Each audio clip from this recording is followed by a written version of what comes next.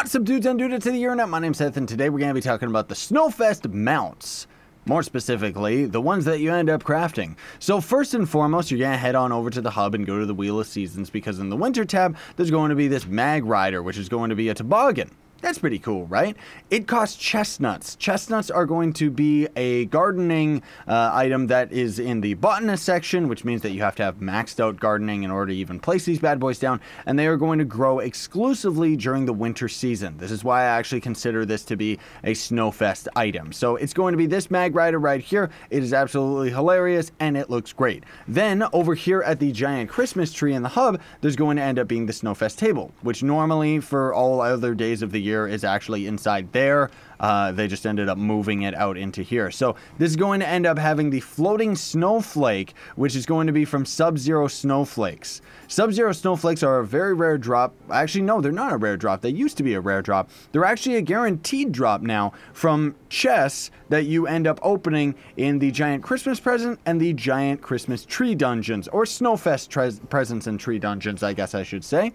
They're going to end up dropping 12 each, no matter what difficulty of the world that you're in, and then it's going to also cost 300 fairy dust and 500 glacial shards, which shouldn't be too bad if you're farming for the ice dragon. And it's pretty cool. It's just a snowflake mount. It's not really like anything super duper impressive, but hey, at least it gets the job done, right? Now, I do want to mention as well, before we end up moving on to these bad boys right here, we're going to be skipping over the Griff 3000 because of the fact that the Darkneck gears are actually related to a completely different event that ended up happening last year after the Snowfest event. It might come back around this year, but honestly, I don't know, and we're going to just act as if it's not going to show up. So we'll skip over this mount for now. I'm going to have a separate video that's going to talk about the store mounts themselves and the costumes as well, just so that you don't have to siphon through hours and hours of my videos so that you can end up seeing all this stuff, right?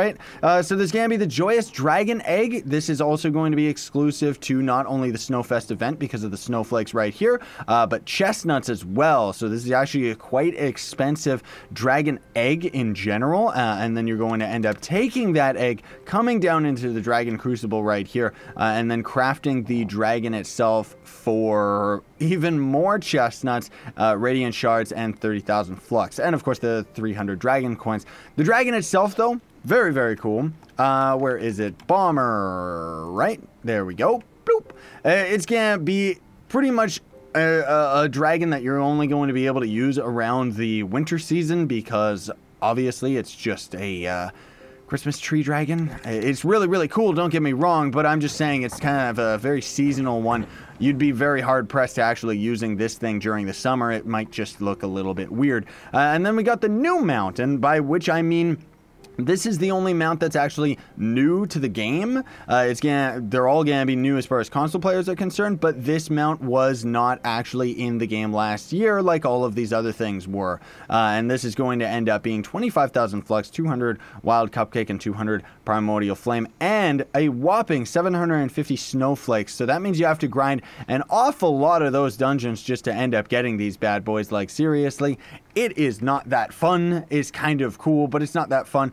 This is going to end up going very well with the hot-headed Coco helmet as well that was in the recent store pack that ended up getting added to the game. I don't know if that's still available, but anyways, it's kind of cool outside of the fact that it's more like a giant bowl that we're sitting in for some weird reason, rather than it actually being a coffee mug. I would have rather had it as like a weapon style or something, even though there is already a coffee mug. There's not a cocoa one, right? And then also, I just want to point this out last but not least, just because I thought it was kind of funny, if I can ever find the store section. If we scroll all the way down and check out the recent sushi items that were added to the game, take a good hard look at this mount.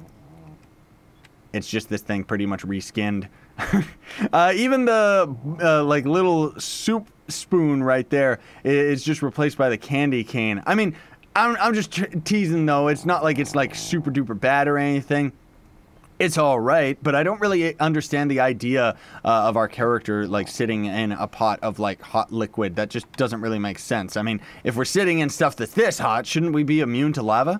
Thanks so much for watching though, folks. Very much appreciate it. I'm gonna have separate videos talking about the new costumes and stuff like that. Oh, and I almost forgot. The Plethora of Presents is going to end up being an item you can end up getting as a rare drop from the giant Christmas tree dungeons. I'm not exactly sure on the present dungeons. It wasn't like that last year, but maybe they're actually a drop from both dungeons now. Let's just assume that they are. You can also get the colorful gift carousel right here, and all of these are tradable mounts, by the way, like these 3 right here, so you can end up actually buying them off of the market if you don't end up having any luck to actually get the drop. And then the bouncing bauble is going to end up being the last one. And I do want to mention, just because you know, I haven't really had the time to test it out, so I can't really say whether or not the winter giant chests are going to end up being adventure chests that are going to be dropping around this season, but I'm naturally just going to assume that they are, because they do every year. Out of those boxes, you're going to be able to get the Snug Snowman, which is another bouncing mount right here, and very rarely get the Festive Face Sleigh, which is probably one of the best adventure items, like adventure chest items you can get in the entire game, because not only does it give you tons of mastery, but it also doubles as a gliding mount as well. Very, very fancy. Thank you so much for watching though, folks. Very much appreciate it.